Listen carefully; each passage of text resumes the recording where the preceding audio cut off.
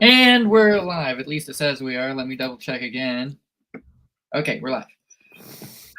Let me just make my screen brighter. There we go. That way we get some light in here. Corey, how are you doing? How's your week been? It has been absolutely fantastic. No complaints. How about yourself? I'm doing good. We're on chapter 9 of John for all those who have not remembered anything recently. Hold on. I think my wife is... Wife time.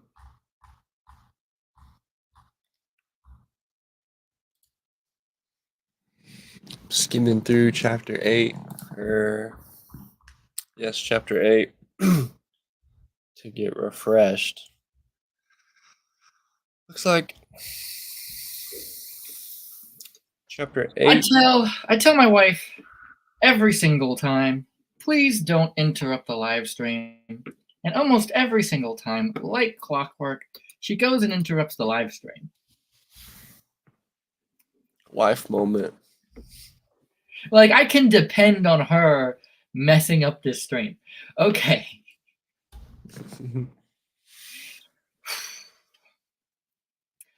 Yes, so, do you want to do a recap of what we did in 7 and 8? Yeah, I was skimming through 8, and do you want to do 7 and I'll do 8? I don't remember what happened in 8 very well. Let's see.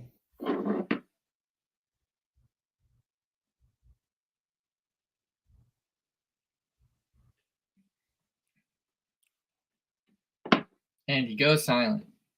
I'm reading. Getting the recap. Okay, so 7, 8, if I can remember, and sometimes I suck at remembering, is Jesus announcing himself, and he just kind of reconfirms that he is indeed God. And then he goes, is that the time that he saved the woman from being stoned to death? Yes, that is chapter 8.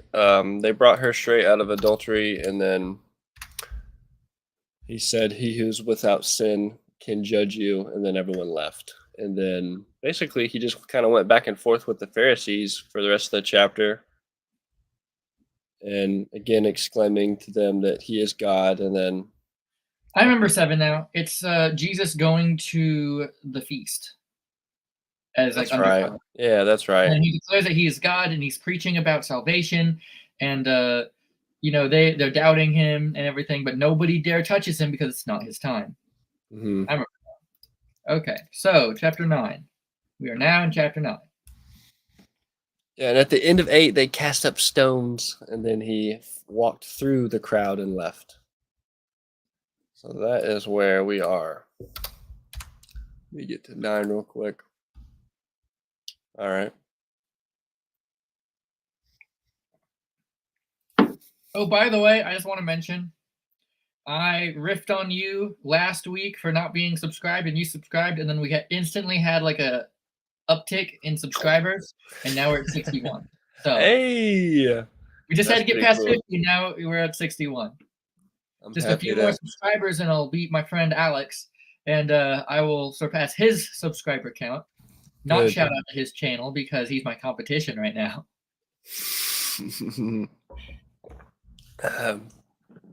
That's good. Okay.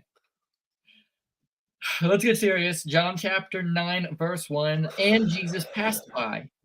He saw a man which was blind from his birth, and his disciples asked him, saying, Master, who did sin, this man or his parents, that he was born blind?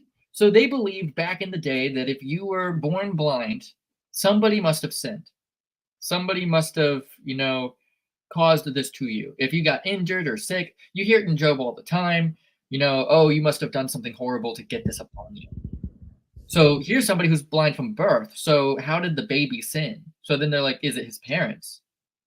Jesus answered, neither hath this man sinned, nor his parents, but that the works of God should be made manifest in him. So what we see here is Jesus is saying, you got to get these stupid ideas out of your head. Nobody sinned to cause this. God willed that he be sick to glorify God. Make sense? How will it be made to glorify him? I guess we're about to find out. It says right here, Jesus answered, neither the man or his parents, but to be manifest in him. I must work the works of him that sent me, while it is day, the night cometh, when no man can work. As long as I am in the world, I am the light of the world. When he had thus spoken, he spake on the ground and made clay. He spat on the ground and made clay. And the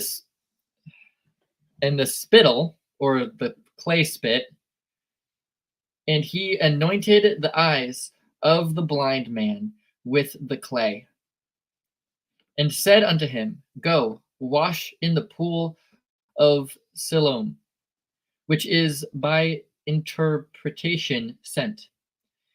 He went his way therefore, and washed and came seeing. So he gets mud put on his eyes. He spits in the mud. He makes it into like a mud, clay, and then shoves it on his eyes and says, "Go wash off in the special pool." And he goes and does it, and he sees. Do you want to follow with the next one? Yeah. The neighbors, therefore, and they which before had seen him that he was blind, said, Is not this he that sat and begged? So they're like, Is this not the blind guy that we knew? Some said, This is he. Others said, He is like him. But he said, I am he. So I guess there was some confusion, and then the blind man cleared it up that it Yeah. was him.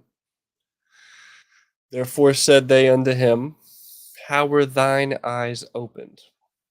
He answered and said, A man that is called Jesus made clay and anointed mine eyes, and said unto me, Go to the pool of Siloam Sure. and wash. And I went and washed, and I received sight. Then said they unto him, Where is he? He said, I know not. So I guess they wanted to see Jesus. They brought to the Pharisees him that aforetime was blind. And it was the Sabbath day when Jesus made the clay and opened his eyes. I just want to point out he seems to be healing a lot of people on the Sabbath. I was just thinking that. He wants to stir the crowd up. I was just thinking that. He does seem to be doing a lot of miracles on the Sabbath. It is potentially possible he's also healing people on other days. It's just not important because nobody cares. But Yeah. I mean, at least in the Bible, it states that he does a lot of healing on the Sabbath, on Sabbaths. Mm-hmm. Okay, 15. Then again, the Pharisees also asked him how he had received his sight. He said unto them, He put clays upon my eyes, and I washed, and now I see. Therefore some of the Pharisees, This man is not of God, because he keepeth not the Sabbath day. So there again, with not keeping the Sabbath. Others said, How can a man that is a sinner do such miracles? And there was a division among them. They say unto the blind man again, What sayest thou of him, that he hath opened thine eyes? He said, He is a prophet. But the Jews did not believe concerning him that he had been blind and received his sight, until they called the parents of him that had received his sight. So they didn't believe him, and I guess they called up some witnesses, which is the man's parents. Yeah. And they asked them, saying, Is this your son? And ye say, Was born blind? And how then doth he see? His parents answered them and said, We know that this is our son, and we know that he was born blind. But by what means he now seeth, we know not, or who hath opened his eyes, we know not. He is of age, ask him, he shall speak for himself. These So words. what you see here is This blind guy is, taken to the, taken to the Pharisees and saying that, hey, I'm healed. And Mhm. they can't just accept that Jesus healed this guy because he's not of God. He healed somebody on the Sabbath because they don't understand the Bible, apparently. And then what you find is they drag the parents in here, and the parents say, we don't know the answer. Talk to him. But they weren't taking him, they weren't believing him. The dilemma is, and I think it says it, and I probably shouldn't spoil them, I'm going to do it anyways. The parents were probably afraid to declare that Jesus had this power because they didn't want to be kicked out of the synagogue. That was Mhm. like being kicked out of society. Right. And so they'd be like, hey, it's all on him. We're not going to be a part of this. Go ahead. That's interesting. All right, 22. These words spake his parents because they feared the Jews. Ah, yes. For the Jews had agreed already that if any man did confess that he was Christ, he should be put out of the synagogue. Therefore said his parents, He is of age, ask him. Then again called the man that was blind, and said unto him, Give God the praise. We know that this man is a sinner. What does that mean? Give God the praise. We know that this man is a sinner. Which verse is that again? 24. Give God the praise. Yeah. Then again called they the man that was blind and said unto him, Give God the praise. We know that this man is a sinner. He answered and said, Oh, Whether he be a sinner or not, no, I know not. So, see, the thing is, they were saying Jesus is a sinner, which Jesus has no sins. But they're like, this guy's like, I'm just telling you the truth. I'm not trying to preach here. I'm not trying to testify against anything. I'm just saying what happened. A guy named Jesus rubbed dirt in my eyes, and I can see now. He's saying, I'm not trying to claim that he's a sinner or not. Just let the facts speak for themselves. mm. One thing I know, that whereas I was blind, now I see. Could you imagine, and I hate to take credit away from God, but can you imagine if this blind guy just had like crusty eyelids and he couldn't open his eyes ever? And so Jesus was like, Here, wash your eyes. Wash your eyes out. I'm going to rub dirt in them so you have to physically, abrasively rub them off. And then he does so and he can see. I don't know. It didn't happen that way, I for sure. But my brain just keeps going back to that. I'm like, is it possible his eyes just wouldn't open because they were dirty? He just never thought to clean them for some reason. Verse 26. Then said they to him again, What did he to thee? How opened he thine eyes? He answered them, I have told you already, and ye did not hear. Therefore would ye hear it again? Will ye also be his disciples? Then they reviled him, and said, Thou art his disciple, but we are Moses' disciples. We know that God spake unto Moses.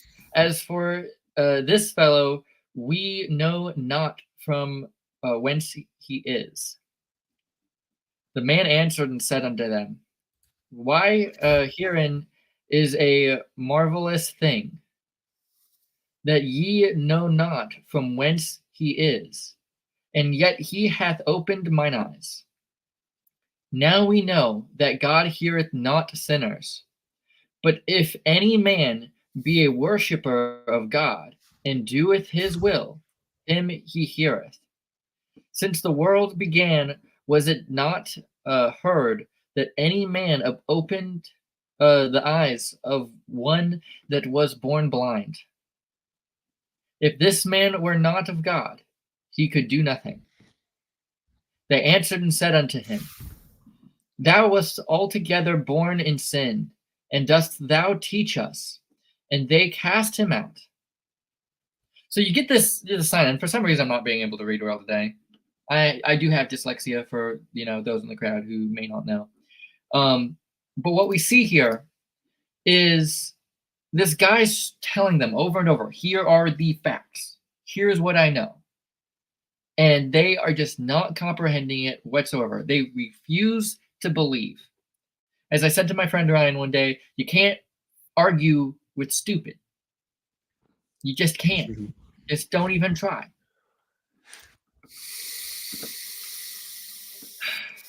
So Jesus heard that they had cast him out, and when he had found him, he said unto him, Dost thou believe on the Son of God?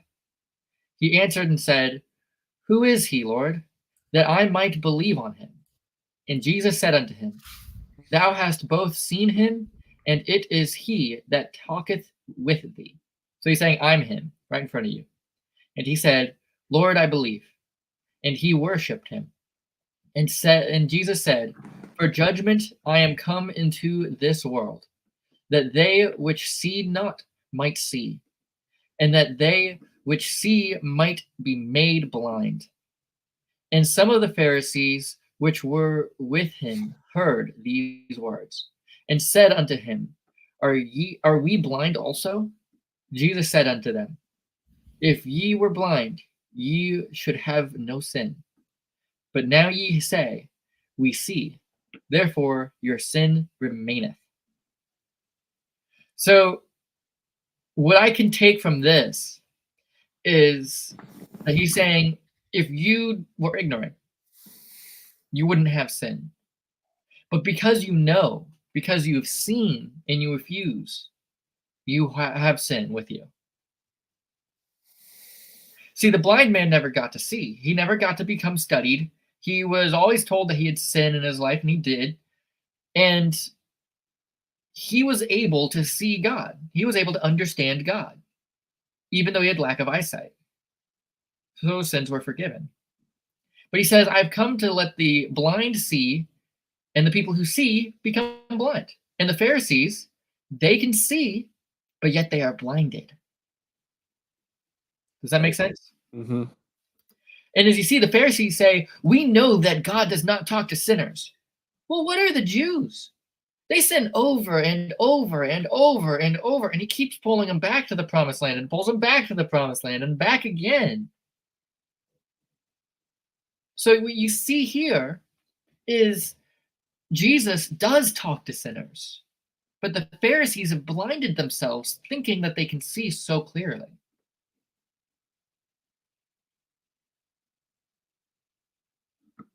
You want to read the next part, chapter 10? Yeah. That's a short one. All right. Chapter 10. Verily, verily, I say unto you, he that entereth not by the door into the sheepfold, but climbeth up some other way, the same is a thief and a robber. Those words are outdated. Okay, hold on. The sheepfold. Verily, verily, I say unto you, he that entereth not by the door unto the sheepfold, but climbeth up some other way, the same is a thief and a robber. So he's saying if you come through the front door, that's one thing. But if you don't come through the front door, but you climb over a fence or, find a back door or back way in, that's a robber. Is what he's saying. Makes sense. See the next verse so we can get more context because he's talking in a parable probably. Yeah, and sheepfold, by the way, just means a shelter for sheep. So. Yeah. Well, it's the holding for sheep, a sheepfold. Makes sense. But he that entereth in by the door is the shepherd of the sheep. To him the porter openeth, and the sheep hear his voice, and he calleth his own sheep by name, and leadeth them out. I feel like this is a parable. Well, he's giving a very real day example. He is. For example, we could translate that today and say something along the lines of, if the guy comes in through the front door and uses his debit card at the bank and, shows his ID, then, he's not a thief. Yeah. And if the bank tellers know him by his face and they know who he is and how he's doing for the day, and they know what he wants already, then that guy owns that money in the bank. However, if he breaks in with guns and says, this is a robbery, well, then that's a thief. He's giving a real day example back then, and we can modernize it today and be like, or maybe another example, a parent can walk in through the front door using the keys and call his kids names, and they will come to him. But a thief would break in through the back door or through a window. This to me sounds like a parable between Jesus and the people. Yeah, we'll continue going and we'll see what he's getting at. Okay, verse 5. And a stranger will they not follow, but will flee from him, for they know not the voice of strangers. This parable spake Jesus unto them, but they understood not what things they were which he spake unto them. Then said Jesus unto them again, Verily, verily, I say unto you, I am the door of the sheep. All that ever came before me are thieves and robbers, but the sheep did not hear them. I am the door. By me, if any man enter in, he shall be saved, and shall go in and out, and find pasture. The thief cometh not, but for to steal, and to kill, and to destroy. I come that they might have life, and that they might have it more abundantly. So he wasn't saying he was the shepherd, he's saying he's the door, which is interesting. Let me see. So Well, there was the porterman who let in the shepherd, and later he does say he is the shepherd. Yeah, I was gonna say the very next line is "I am the good shepherd." So Yeah, I I'm guess I like, I know misread he that. says he's the good shepherd. But he also says, "I am the door" in Who verse opens the door? 9. I guess the shepherd. So he's the Okay. door and the shepherd. Yeah. I mean, it's a Hmm. parable. He can be several different things. He opens the doors. His sheep know him by name. What he's getting at here is he's not the thief. Right. See, it mentions two people on the good side. It mentions the shepherd comes up to the door, and the porterman, the guy controlling the door who guards the sheep, lets him in. He says, I'm the door. I keep you safe. I let you go in and out, and I direct you. And I'm the shepherd. You hear me and you know my voice, just as the sheep know the shepherd's voice. He's painting this picture of protecting. Hmm. Continue. Verse 11. I am the good shepherd. The good shepherd giveth his life for the sheep. Ding ding ding.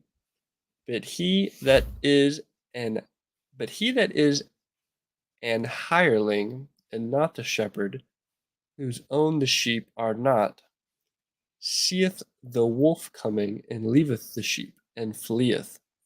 And the wolf catcheth them, and scattereth the sheep. So what he's saying is the employees Yeah, don't protect the sheep with their own life. The wolf comes up, they run. The employee runs. right. But the shepherd grabs his shepherd hook and starts bonking the wolf. The hireling fleeth because he is an hireling, and careth not for the sheep. I am the good shepherd, and know my sheep, and am known of mine. Does that just mean the sheep know him Yes. and am known of mine? He knows the sheep and his sheep know him. Right. He is known of his sheep. And then the other thing he's pointing out is he's saying, I care for you like the owner does, not just some employee who checks in and checks out. He Right. is not just a job to him, this is his family. He said he loves the sheep. Yeah. Continue. As the Father knoweth me, even so know I the Father, and I lay down my life for the sheep. And other sheep I have, which are not of this fold, them also I must bring, and they shall hear my voice. And there shall be one fold and one shepherd. What does it mean they are not of this fold? Does that just mean there's other people out there that aren't currently the ones with him in the city? So knowing what we know now, like hindsight's 2020, we know that Jesus adopted the Gentiles, you and me, into his crowd. Before this, it was really just the Jews. And Okay. so what you see is He's saying, you guys are my flock, you're the Jews, but I have others who aren't Jews, and I will bring you guys together to be one flock. And one shepherd. One flock under one shepherd. Okay. Mm. Therefore doth my Father love me, because I lay down my life, that I might take it again. That I might take it again? What does that mean? I think that's talking about rising from the dead. Which verse are we? 17? It was Therefore doth 17. my Father love me, because I lay down my life, that I might take it again. Let's continue. No man taketh it from me, but I lay it down of myself. I have power to lay it down, and I have power to take it again. If you notice, he's saying, I'll lay down my life. Nobody takes it from me. I lay it down, and I'll pick it back up. He's saying, I'm going to die, and I'm going to come back. He's prophesying of the future again. He does this in almost every chapter. Yeah, he does. And if you notice, he's saying, I'm going to bring the Gentiles in. And he's talking in such a way where people back then would not understand him because they don't see the future. Right.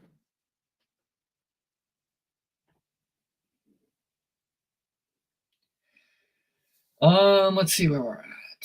This commandment have I received of my Father. Verse 19.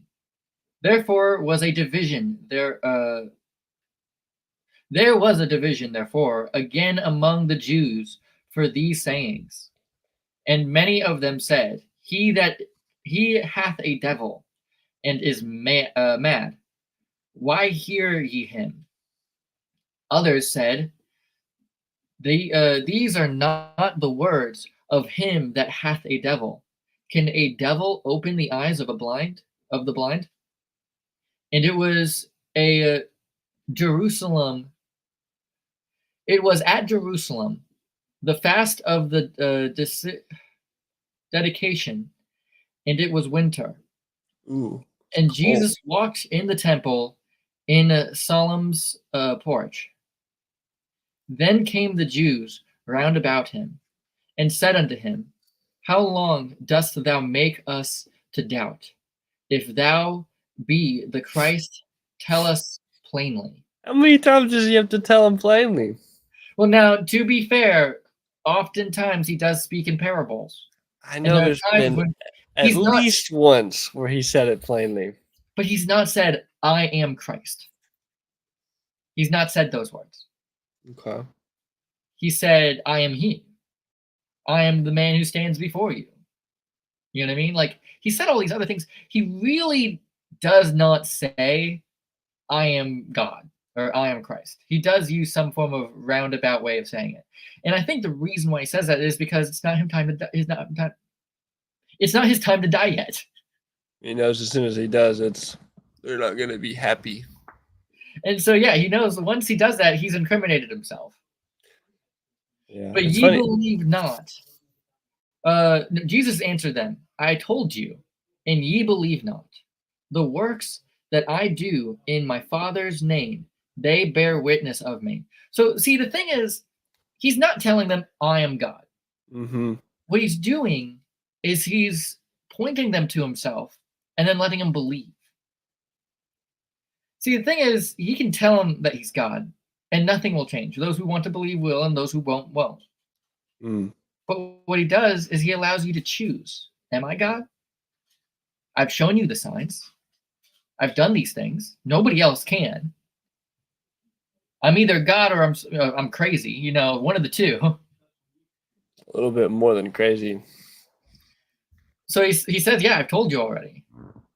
But ye believe not, because ye are not of my sheep. As I said unto you, my sheep hear my voice, and I know them, and they follow me. And I give unto them eternal life, and they shall never perish, neither shall any man pluck them out of my hand.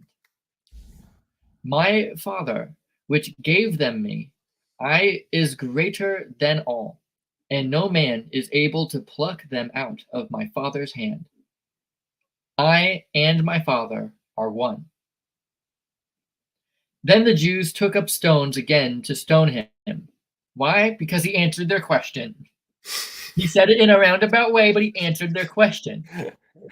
So they could not legally say, yes, he said he's God, but he implied it. He said, I and my Father are one. Well, then what does that make him? God. Jesus answered them, "Many good works have I shewed you from my Father. For which of those works do ye stone me?" The Jews answered him, saying, "Of a good work we stone thee not, but for blasphemy, and because thou being a man makest thyself God." See, they weren't asking him to know. Notice they asked as if they wanted to know, but they didn't ask wanting to know. They Yeah. asked so that they could get the right to stone him. They Right. now know he's God because he implied it, plain as day, and now they're ready to kill him. They were waiting, and he knew it. Jesus answered them, "Is it not written in your law, I said, ye are gods?" If he called them gods, unto whom the word of God came, and the scripture cannot be broken. Say ye of him, whom the Father hath sanctified and sent into the world, thou blasphemest, because I said, I am the Son of God. If I do not the works of my Father, believe me not. But if I do, thou ye believe not me, believe the works. So he's saying, even if you don't believe the work me, believe my works, believe the facts, that ye may know and believe that the Father is in me and I in him. Therefore they sought again to take him, but he escaped out of their hands, and went away again beyond Jordan into the place where John at first baptized. And there he abode. And many resorted unto him, and said, John did no miracles, but all things that John spake of this man were true. And many believed on him there. So they're saying John did no miracles, but he prophesied, which is kind of like a miracle. And they're saying, if John, the guy we believed in, who didn't do any miracles, spoke truth, then we can believe this guy. I think the moral of this lesson, chapter 9 and 10, is when the evidence is right in front of you, don't become blindsided by thinking you know it already. Look at like the evolutionists and the atheists. They think they know the answer, and they miss all the evidence right in front of their faces. They were not able to be reasoned with. And Jesus says that he's come here not to show to the people who see, but to make the people who see blind, and to make those who are blind see. Yeah, it's interesting. I'm trying to think back. I don't know if he's done any direct miracles in front of the eyes of the Pharisees. Well, yeah, he has. He He has has? called up a guy to take up his bed and walk. He's I don't. What I'm saying is, I don't know if because that guy walked into town and then they just saw him walking with his he bed. was already in town. Now Was he? maybe the Pharisees didn't directly see it, but he was in the middle of town. The thing is, they've seen the evidence. They've talked to the witnesses. It's almost like the doubting Thomas part. We can see that Thomas doubted, and Jesus comes up to show him the evidence, and he says, "You have seen and believed, but blessed are those who don't see and believe." Right. See, the thing is, seeing really doesn't have anything to do with believing. Yeah. That's what I was But trying to get at. He's almost purposefully like not showing them so that they're forced to believe him, and they won't. just like he won't declare himself God. Yeah. I mean, he will in a roundabout way, but he doesn't say, "I am God." Right. He could say, "I am God," but he doesn't. Because the thing is, it doesn't matter what he says, it matters what your personal decision is. He can Right. tell me all day long, he can sit right next to me and say, I am God. But if I don't accept it in my heart, it doesn't matter. Mm-hmm. On the other side, he could never say, I am God. But if I accept him in my heart, again, it does not matter what he said. It's about what I believe and what I do. And Jesus knows this. And he knows he ain't going to win the Pharisees. Because the Pharisees believe that they see. There's a verse that says, in professing themselves to be wise, they had become fools. The Pharisees profess themselves to be wise. It's one of the reasons why I look down on college degrees. Because 90% of college degrees I've talked to are just stuck up and so boastful about what they know. And I'm like, look, I can know just as much as you and not have a college degree. And so many other people can as well. Yeah, it's just kind of being humble and not assuming that you're a hot shot because you have an accolade. Yeah. It's also realizing that you may not know something. These college graduates, they seem to think that they know everything. The Pharisees are the equivalent of the college graduates. I'm a college graduate and I know everything. What do you have a doctorate in? No doctorate, just a What do you, bachelor's. sorry. So bachelor's, isn't that just like the base courses? No, that's an associate's. Bachelor's is 4 years. Associates is 2, and that is just like general studies.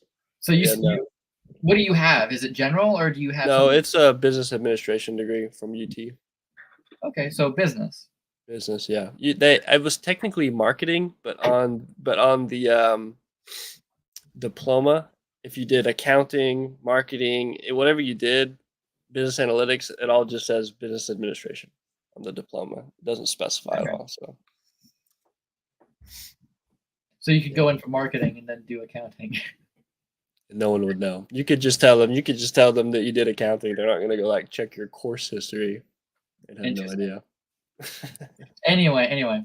But would you say you know quite a bit in business? Not any more than you would pick up on literally any well put together YouTube video. I will firmly believe that. I did not find college to be particularly enlightening. Hmm. So I guess I would agree with you. Okay. But I personally think that college is more for networking and meeting people than it is for knowledge, because you can find knowledge. They just assign you books and you read them and talk about them. You can do that with anybody, really. Yeah. So Well, Elon took a business class and he said it was just for getting high and having parties. yeah, He I dropped out mean, of and that's what a lot of people use college for. It really is. So It's a very expensive way to do it. yeah, I mean, most of them are on their parents' dime anyway. So you know how it is. I don't know. I'm not gonna mess with that. Anyway, to get back to the point, most college graduates think that they know a lot. And they do know a lot. Scientists and physicists and all those people, they do end up knowing quite a bit about their field. Sure. But they end up messing up. They end up thinking that they know more than other people and that they're greater. Anyway, that's where I'm going to cut the video for today. That was for the editor's rendition. If I can go to the correct one to get this thing turned off. Hold on. That was chapters 9 and 10 of John. So everybody have a good one and see you Thursday. I think Thursday. Have a good one.